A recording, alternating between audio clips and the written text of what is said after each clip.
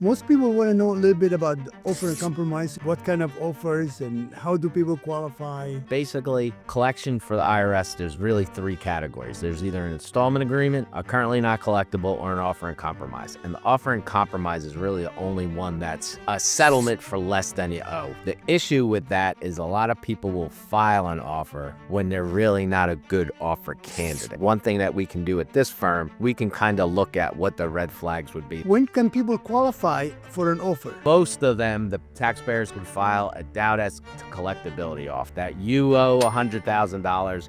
You're not going to be able to pay the $100,000 over the 72 months. That's the most common one. The second one is the doubt to liability. For whatever reason, you don't believe you owe the tax liability. Chris, can you file offer and compromise if you have equity in your home? It will be a little harder to get accepted because the IRS looks at a couple things. What they'll do is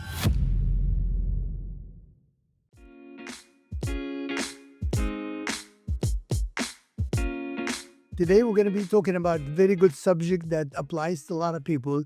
That's when some companies claim that you can settle your tax debt for pennies on the dollar. So we have here the most experienced person that we can introduce you. And Chris, here, you tell us a little bit about yourself, Chris. Sure. Good morning. Thanks, Amro. My name is Chris Nichols. I am a recently retired federal employee. I worked for the Internal Revenue Service for 24 years. My first 20 years were as a collection revenue officer, and my last 4 years were I was an appeals settlement officer in New Jersey. I recently retired, but I came to work here last month for Badran Tax and Accounting as the Director of Tax Resolution. And as Mr. Badran had discussed, today's topic will be offering compromises, that we're going to go through a topic today and discuss the basics of it and what issues come up with the types of offers and what we could do to possibly help you. So, Chris, welcome to the team, and you are welcome. We would love to work with you, and we appreciate all the experience you've been putting into the business here. Now, most people want to know a little bit about the offer and compromise. If you can tell us a little bit about it, as far as what kind of offers and how do people qualify? Sure. I'm glad you brought up because a lot of times people are driving in their car, they hear those things, settle for pennies on the dollar, which is a little misleading, but basically collection for the IRS, there's really three categories. There's either an installment agreement, a currently not collectible, or an offer and compromise. And the offer and compromise is really the only one that's a settlement for less than you owe in basic terms, where you would complete the package and go through things. And if you'd qualify, as we'll go over, the IRS would agree to settle your debt for less than the total amount owed, which is really a lot of times people contact us or another firm and they say, well, can I just settle I owe $100,000. Can I just settle for 40? That's not really how it works. And we'll kind of walk you through a process, but companies promote that, or tax promoters kind of promote that, because that's the one thing. If it gets accepted, it would be settled, and that's the end of it. It's like a final settlement. There are some caveats to explain that at the end, but that would be the one criteria that this would fall under. So let's say, how many cases do you think that they apply for offer and compromise? I did a little research before our discussion, and when I was in appeals, we worked offer and compromise or rejection. So if you appealed the rejection, it would go to an appeal settlement officer to make a final determination. And I always heard that it was about 30%. And I did a little bit of statistics in the past 2 fiscal years. In 2023, the IRS accepted 12,711 offers out of 30,163. Which is not a lot at all. Not a great percent, but that's actually higher than it's been. It's at 42.1%. We always thought, or we were always told, it hovers around 30%. So in fiscal year 24, it dropped to 21%, with only 7,199 accepted out of 33,591. So 41 one year, 23% or 21% the other year, averages to about that 30%. So 3 out of 10 are probably a good estimate for what would get accepted. The issue with that is a lot of people will file an offer when they're really not a good offer candidate. So I think one thing that we can do at this firm is when we get your financial analysis, we can kind of look at what the red flags would be for an offer acceptance or even submitting an offer, because we don't want to file one and then get it returned, rejected, because it doesn't really help the taxpayer and it doesn't help the IRS also, because why they do offers is they also want to get some things off their books, because otherwise if you have $100,000, $200,000 liability, you go on an installment agreement for 7 years, for example, it costs them money to monitor it. It costs money for the revenue officer to make the determination over that period of time. If you do make the payments every month for 72 months, it's still on the books. They get they probably don't get a full pay anyway. I mean, they could, depending on that case, but where an offer, it would take probably 9 to 12 months to get a final determination. If they accept the offer, you make the payment within the time frame, and it's closed. It's accepted. The liability's off the books of the federal government. So it's a You know win-win what? for everybody. In all the years we've been doing this kind of work, we haven't really seen that many people that keep the 72 months payment or 10, Yep. or 10-year payments. Most people would usually default. So I think offering a compromise, I guess, like Chris said, it's one way for the government to either pay or we get you off our list if we know that you don't have ability to pay. So at least we settle for something now and we close. Yep. And my understanding is you can offer anything as long as it's $1. Any amount over $1, they can accept it if you qualify. Yep. Kind of goes under the parameters. When you file an offer, there's two forms: a 433 collection information statement, OIC. It's a specific one. There's a couple different collection information statements because every issue with IRS collection, the first thing they're going to look at is your income versus your expenses. If you have net monthly income, they're going to look at that to see, okay, what can you pay for? What can you pay us monthly, or what ability do you have to pay? The second thing would be the Form 656, and those two would go together with your offer calculation. Now, the criteria, you want to go over the types of offers next? Yeah, I mean, like, well, what type of offers? Because when can people qualify for an offer? Well, Or what kind of offer they qualify for? How many kinds? oh, there's three basic offers, man. Okay. Most of them, the people, taxpayers, clients would file a doubt as to collectibility offer, which is kind of what I said before, that you owe $100,000. You're not going to be able to pay, even under an installment agreement, you're not going to be able to pay the $100,000 over the 72 months or how long what the collection statute expiration date is, which means how long the IRS or the federal government could collect attempt to collect your tax. Usually they want to do installment agreements in a 72-month range and close it out then. So you're saying, I'm willing to offer this amount because I'm not going to be able to pay the whole liability in those time frames. That's the most common one. The second one is to doubt to liability. Now, if you file an offer for that, they're a little more rare. They would be that for whatever reason, you don't believe you owe the tax liability. Those are a little easier on our end because you really need to submit all the verification and documentation to support your case. And if we don't believe you have that, we would tell you it's not good to file a doubt as to liability offer. That means that you get a tax bill, but you feel you really don't owe the IRS this amounts. And that's when you will go under doubt as to liability. Correct. All right. And what is the other, the third one you said? The last one would be, and it actually breaks off in two sections. It's under effective tax administration. And one would be public policy hardship, that basically, or ETA.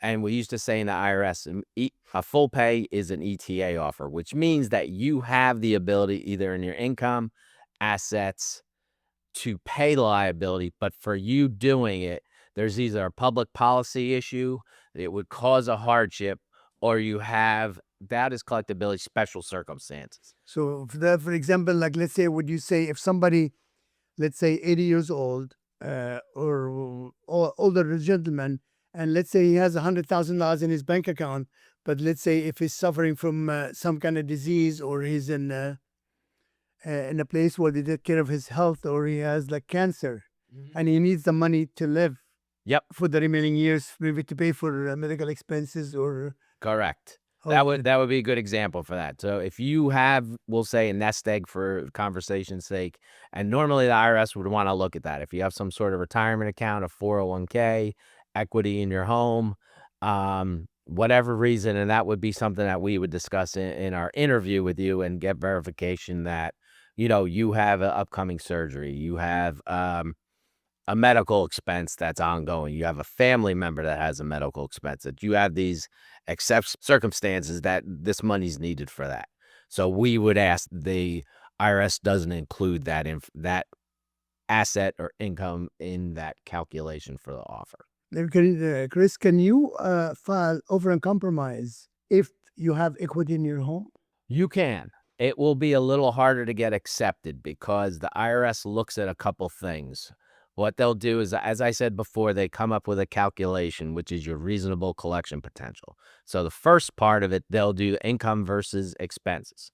So they'll come up with X amount of dollars you have every month.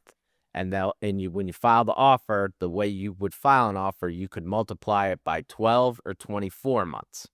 And then you would include any assets. So that means if you have a retirement account, if you have stocks, whatever you have cash, whatever you have in your checking account, minus your regular monthly expenses. So if you have, just for example, $8,000 in your checking account, and your monthly expenses, according to IRS figure, would be $3,500.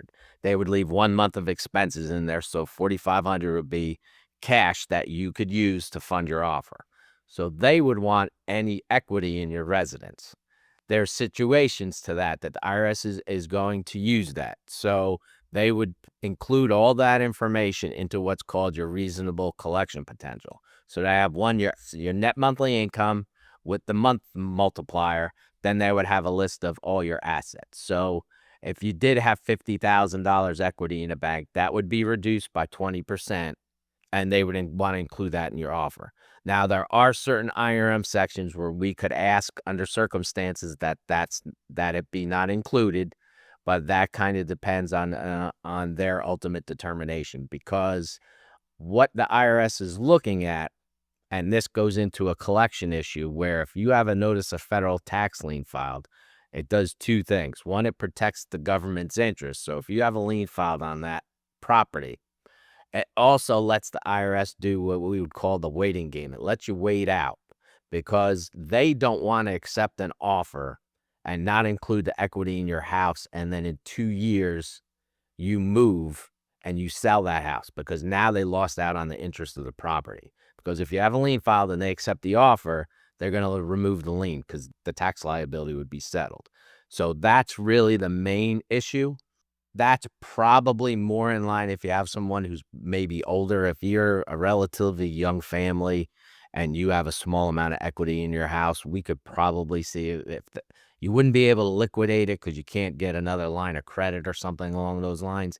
And maybe even we would ask you to try, and you have, unfortunately, a declination letter from the bank, and it would say, we understand we have $50,000 equity in the house, but it's not real equity because we can't get to it. So we couldn't fund the offer with that. So we'd ask for that amount not to be Yeah. included. But you know what? The thing I like about the offer is this: when you fill out the forms, you usually it's not like a payment plan where you put the fair market value of your home. You just put 80% Mm-hmm. of what you think it is. So that's a good thing. Also, I think the good thing is when you uh, put a value on your assets, you always have to use what they call like liquidated value, which means furniture. Even if you pay $10,000 for a living room, when you put it down, you put whatever you would get in the garage sale, which could be a few $100s. And they reduce expenses. Like in your checking account, you can reduce it. They reduce it by $1,000 plus the monthly expenses for 1 month. The furnishings in your house, you say, I don't really have anything, but if you looked around, whatever furniture you could possibly sell, I think in the forms 656, 66. it's 11,500. Right. They'll give you for your furniture expenses. So they're not looking for anything extravagant. The best offer candidates, to be honest with you, are the people who don't have an ability to pay and don't have any assets, because that would really lower the number the best. I'm not saying you wouldn't be able to qualify for an offer, but that's probably the best scenario, where people are not quite a hardship, but they're living month to month, maybe a little better than that, where an installment agreement for any significant amount of money would be difficult. There's probably a chance of them defaulting on it within 2 years.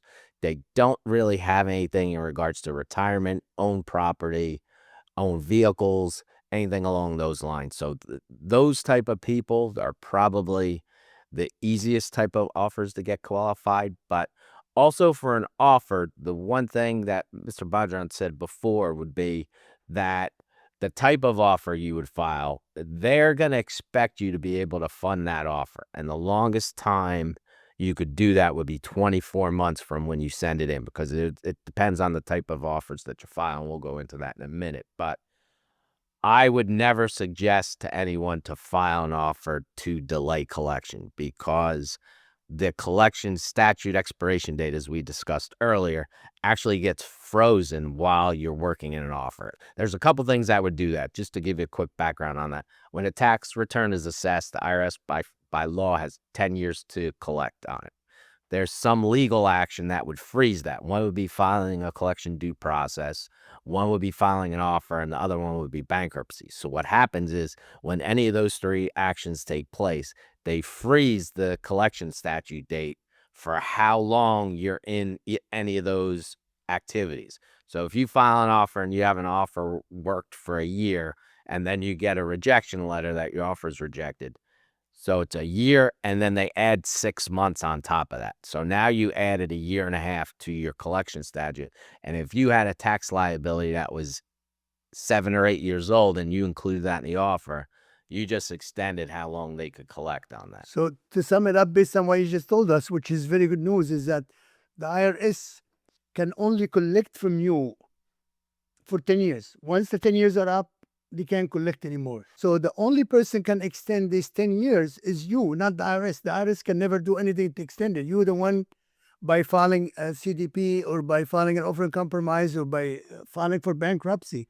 You are the only person that can delay or extend that 10-year statute. The only thing they could do within that 10 years is they do have the ability to refile a lien, which would extend that, because Right. otherwise, if a lien's filed and the 10-year statute expires and you have two tax liabilities for 2 consecutive years, say 2015 and 2016, and that 10 years goes by, the lien would automatically be released. So I think it's a good idea based on what you're just telling us. It's good that you have somebody who's qualified to help you fill out this paperwork, because Mm-hmm. you wouldn't know what's allowable deduction, what's not allowable. Mm-hmm. If you have somebody who's trained and does this kind of work, Yep. will probably be able, if you don't have a car, maybe you get your car, you get yourself a car, you get your wife a car. If you don't have life insurance, maybe you should buy life insurance, health insurance. If you need it, you should get it. So at least that will increase your chance of qualifying, but also will increase your chance of paying the least amount possible for the offer. Correct. Yeah, that's a good point, because if you send us our information, what we do on our end, we'll create a 433A collection information statement database first from what the IRS does. And at that point, we would fill in what your expenses are, what your true expenses are, your mortgage, your rent, this and that. The IRS has what they call allowable expenses. So what we would do for a collection case, we would send that in and then let either the revenue officer or automated ACS, what they call it, the service center collection, they would calculate what they believe the installment agreement would be.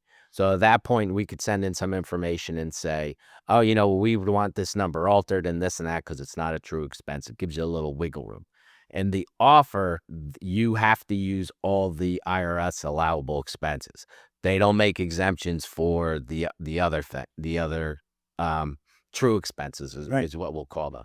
So we'll look at your information, and if you have an older car that you're not paying anymore because you own it, you would get the operating expense but not the ownership expense. And especially in New Jersey, almost every family with 2 parents has 2 cars at least. Some have more. Unfortunately, they'll only give you a 2-car exemption, but we may tell you you may want to get a car, because the IRS will give you X amount of dollars for each car, plus up to $401 per operating expenses, because people don't understand that always, because the ownership expense would be if you have a lease, if you have a loan, you get that amount up to it's capped. But if you own a car outright, you don't get the ownership expense. You only get the operating expense. So that would reduce how much your net monthly income is. And then if you have no net monthly income, then we would only do what your assets are for an offer calculation. So let me ask you, if somebody owes $100,000 and they make $60,000, $70,000 a year, or even $80,000 a year, if they live in New Jersey, does it matter where you live? If, whether you live in New Jersey or you live in Kentucky or you live in Good New York question. City? Yes, it does matter because there's two categories of expenses. Some are national standards, which everybody in the country gets no matter what, which would be food, clothing, miscellaneous items. They give you an expense per person in your household. You can go on irs.gov to go over the chart. Then there's local expenses, which, of course, different areas of the country, it's more expensive to live, which also goes by multiplier by how many people are in your family. So if you live in Manhattan, obviously it's going to be more than if you live in North Carolina. Exactly, correct.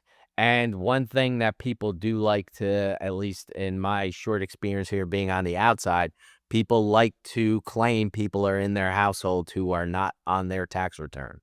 That's one thing I'm learning as I'm dealing with new clients here is they will only give you the amount of people who are listed on your return. So if you live with a significant other and they have children and you have children, I'll just look at the last copy of your tax return. If you're had a household or you have 3 dependents on your return, or if you're unfortunately a victim of divorce and you and your former spouse alternate years, if we're doing that, we'll look at the last year, and if you didn't have the dependents on that return, we're not gonna include them as, expenses. We may tell you it might be better to file an offer next year when with that tax return, you'll have those additional people to add on your monthly expenses. So let me ask you, if you file an offer, before you submit your offer, what do you need to do? Like, do you have to be in compliant?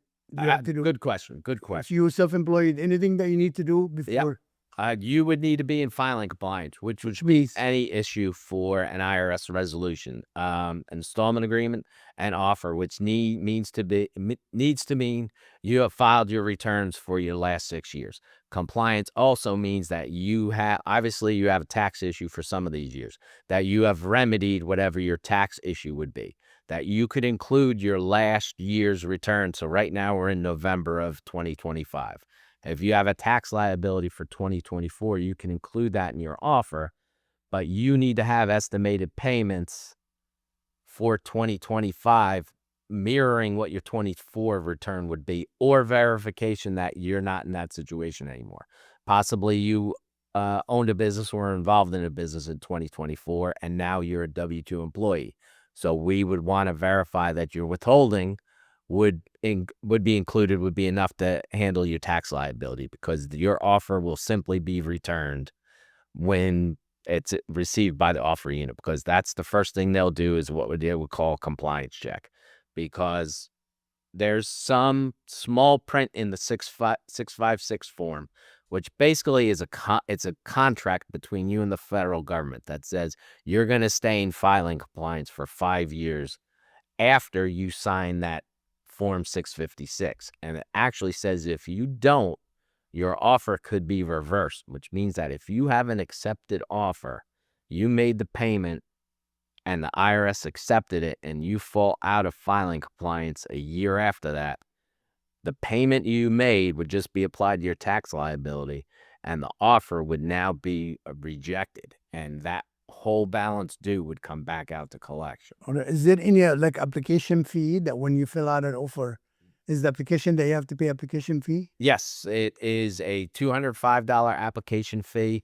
There are criteria for what's called a low income filer, where you are exempt from the application fee, or if you do a lump sum offer. That when you file an offer with your dollar amount, you can do a lump sum, which means that you'll pay 20% of the offer and pay it off within 5 months once your offer is accepted.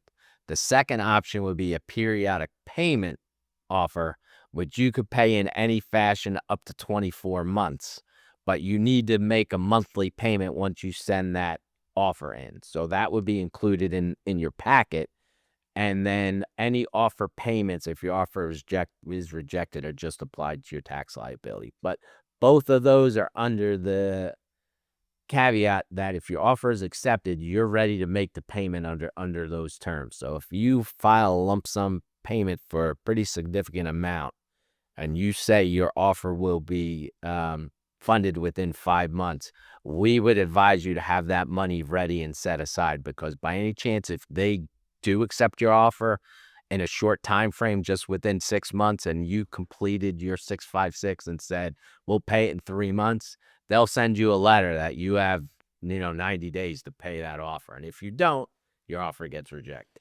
What is the biggest offer you worked on? Do you remember? Could be hundreds of thousands of dollars. The liability, Yes, the amount. yeah. And let's say the liability, and what would you say the amount that was accepted? Was anybody like, let's say, owes $1 million and sell it for $100, or? I had an offer that was accepted that I remember the taxpayer owed about $50,000. It wasn't a large amount, but she appealed the offer determination. So what happens when you get your offer rejection letter, they give you a RCP worksheet calculation, which is your asset, income, and expense table. So they'll give you basically the blueprint of why they rejected your offer and what they think the amount of your offer would be. So that's good. So you can go back Yeah. and look at your documents and answer these questions to make to make a case. So if you would appeal an offer rejection, on the form where you appeal, there's page 2 has the specific items you want to address. So they're appealed issues. If you don't list that on your appeal, you can't bring it up with an appeal settlement officer, because anything you don't list, you're basically agreeing to what the offer unit's determination was. So this woman, there was the value of a car and something else was an expense. I forget what it was, but she disputed those. And I remember having an interview with her, and we've reduced her offer from about 50,000 to about 6,000. Beautiful, good. And she was ready to pay it right then and there, which was a good. But you see, it's a good way when you go to somebody who's qualified or somebody they know the business. It makes it not just easier. It makes it, where it's affordable, where you can really offer a lot less than you trying to do it yourself by, saving the money. Sure. And I've had a lot of offers where, anybody who has equity, they don't want that included in their offer, because obviously that's going Right. to increase the offer. But there are some other things that do happen. If you are if you're a married taxpayer and you file returns individually, which there's no requirement that a married couple has to file a joint return, the IRS can only calculate half of the equity in the house, because the other half is the unliable partner, your spouse, who didn't file that tax return. They're not liable for that. Once the IRS accepts your offer, what is the requirements that you have to do?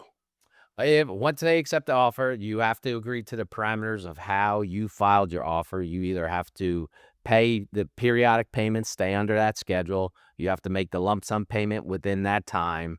You'll have to stay in filing compliance for the 5 years. You will have to make estimated payments if you're one of those type of taxpayers, because it's not going to require that you change the way you file a return. So obviously some people are going to stay in the same line of business or whatever, so they're going to monitor and view your compliance. You need to make estimated payments if you're required to do that. If you have any tax liabilities, they need to be filed and paid on the tax due date. So if you have, it's not going to stop you from filing an extension, but an extension is only an extension to file the paper return. It doesn't have anything to do with the money due on the return.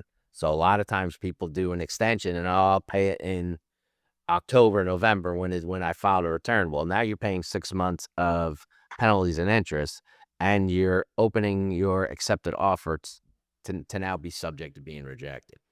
So the offer is really based on your ability to pay and looking at your assets if you were to liquidate it very fast if the IRS was to get your asset, they don't want to just sell it. Right. So that would be based on that. So they'll look at the easiest things to liquidate that they don't reduce the value by, like your checking account. Right. Because a collection revenue officer, they can just levy your bank account. But if it's a house and it's sold by the IRS, obviously it's gonna bring much less money than if you put it on the open market. Yep. Or a car. We would reduce that by, they used to call it a forced sale value. So they can change that. So it's usually 20%. Sometimes it could be higher. Taxpayers sometimes want the value of their house reduced because of the condition of the house. If it needs upkeep, maintenance, because a lot of times, as you said before, we're dealing with elderly taxpayers who may be on a fixed budget, and for their house to be in selling shape, they probably would need to invest $50,000 into the house. Sometimes, if I was working in offer rejection and we were looking at the value of the house, we would tell them to get an independent appraisal on the real property, because sometimes what the client or taxpayer thinks their value of the house is and what the offer specialist valued at could be pretty significant difference. So just to sum it up also, based on what you just said, okay, it's like you will be able to calculate how much comes in, list of your expenses that the IRS will allow, and list of other expenses, which is everybody has, and other expenses would be your rent or mortgage would be, depends on where you live, Right. which county. Then if anything left, that would be times maybe 24 months, whatever it is, and that's how we'll calculate it. That's right? how we'll calculate it on our side, right? Yeah, good. What is the percentage of people getting approved once?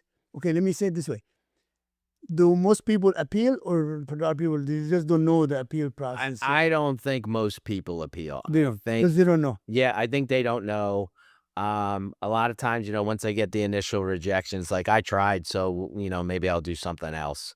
And some people who will appeal, I think surprisingly, there's such a big gap from what they think they can pay versus what the IRS thinks they can pay. So it's a lot of those things where, well, they're valuing my house at $100,000, where it's really only 30. So that's going to reduce your offer by $70,000. Wow. A pretty significant amount, Good. if that's true. So And what else can people do to help them with their offer?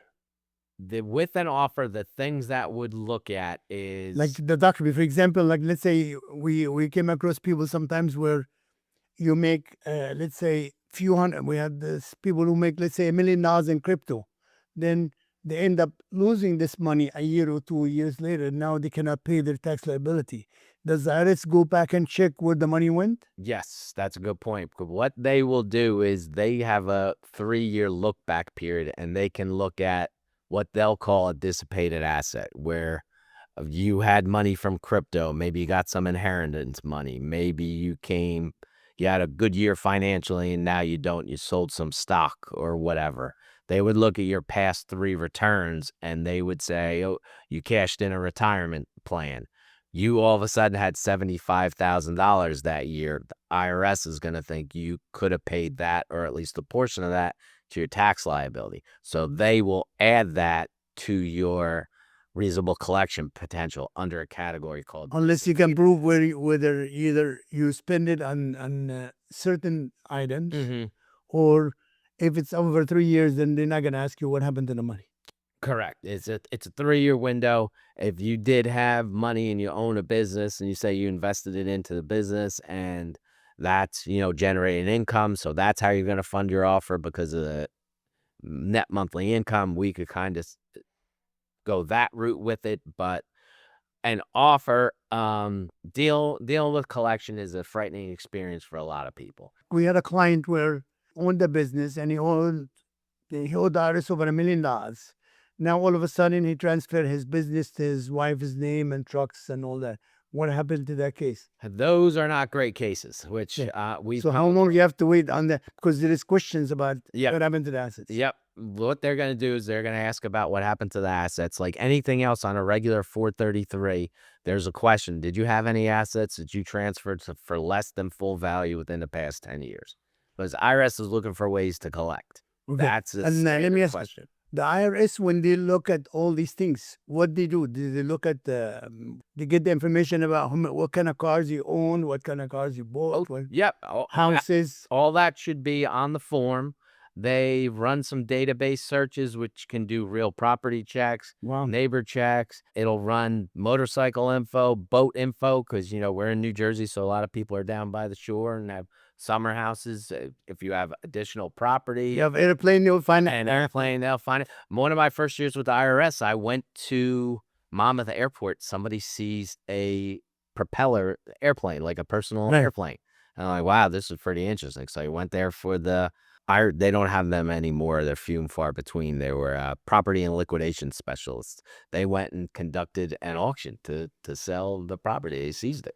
Let me ask you, when you make the news about people who, let's say, cheat on their tax or whatever, what kind of people that you usually look for? They want high profile cases. Which They means- usually would go to criminal investigation. So it's high dollar amount and somebody who's going to make the news. Locally, it could be a politician. It could be somebody Mayor. in the school board administration.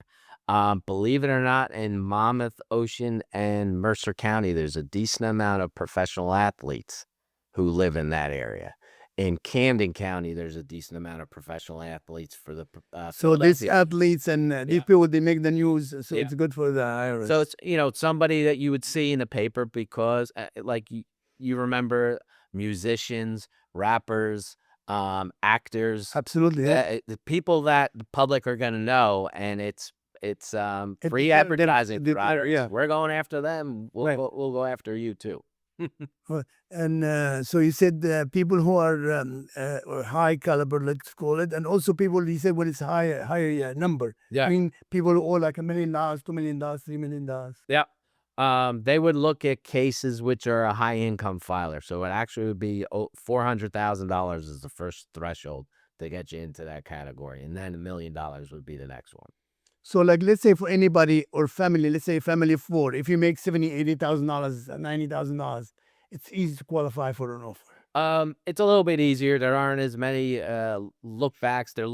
It's a routine case. They would call it regular collection case. Small business, self-employed, or wage and income would be the two categories that it would be under. So let me ask, when the offer comes, if somebody owes $1 million, is it handled different than somebody owes No, $80,000? no.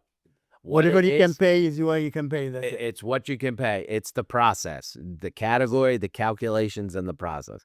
You could owe $2,000. You could owe $1 million. It's all the figures. So the IRS, they don't care how much you owe as long as they look at your assets, your income, your expenses, your assets, and how much you're offering, and that's it.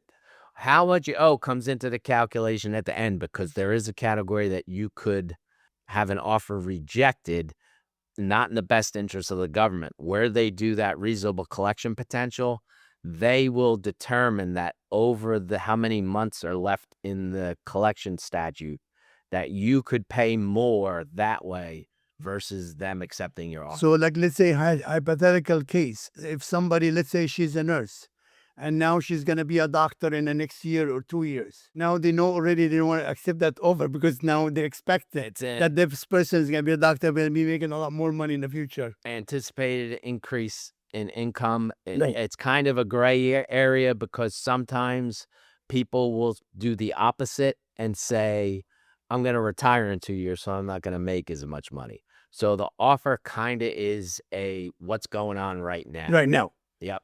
Good. Chris, thank you so much. Thank you, Amro. Appreciate it. I appreciate being I here. need your help again. We need to ask you a lot of questions. No problem. Hopefully this is informative for the public, and we'll do it again. I'm sure it is. I'm sure a lot of people. Okay, guys, I just want to make sure that hopefully we learned something today. Here, I guess to sum it up based on what Chris just said, it doesn't matter how much you owe the IRS. It does not matter how much money you make.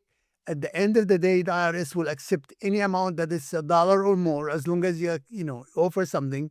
And what they will do is they will look through your income and a list of allowable expenses. And if there's nothing left, then you probably qualify as long as you don't have assets. And again, you can make your payments either in lump sum or you can make it over a period of usually about 2 years or so. So thank you very much for following us, and we appreciate it. We'll look forward to seeing you again.